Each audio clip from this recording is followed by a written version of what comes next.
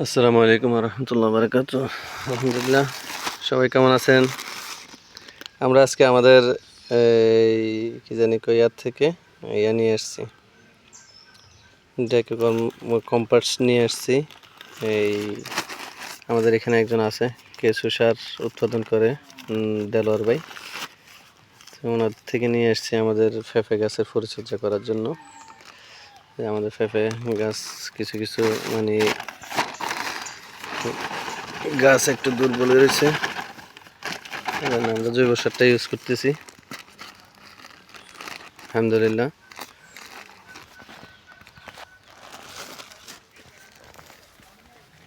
মানে যে কোনো সময় যেভাবে হোক কিছুদিন পর পর গাছের পরিচর্যা দরকার, এটার খাদ্য দেওয়া দরকার।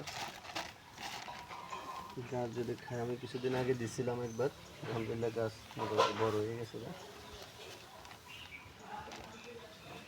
এখনো আমি রাসায়নিক সার ব্যবহার করি নাই, রাসায়নিক সারও কিছু দিতে হবে। আর কিছুদিন যাক, আলহামদুলিল্লাহ গাছের গ্রোথ অনেক সুন্দর। আর এগুলোতে কচুরি ফেনা নিয়ে আসবো, একটু পরে যাই কচুরি ফেনা দেবো ইনশাল্লাহ।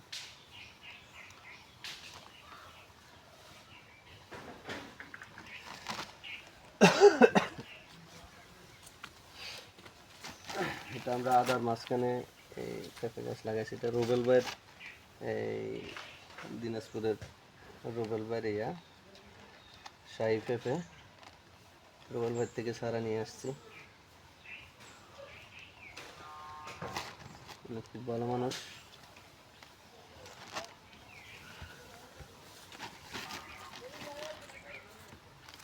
পরিচর্যা করলে গাছটা গ্রোথ হবে।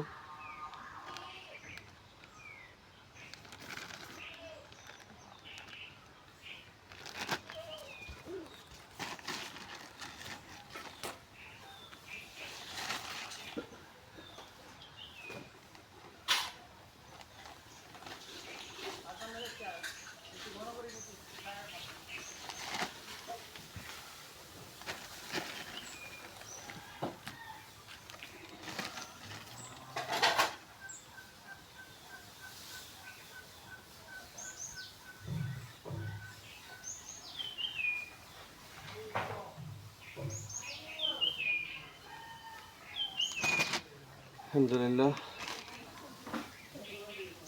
এগুলো দিছি আমাদের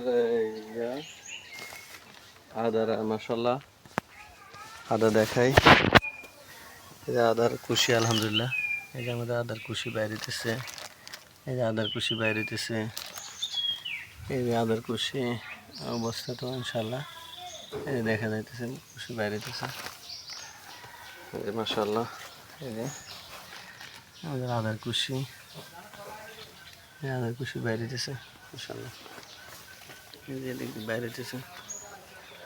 সকলের কাছে দোয়া চাই মাশাল্লাহ, আল্লাহ পাক যেন আমাদের এই জিনিসটাকে কামিয়াব করে।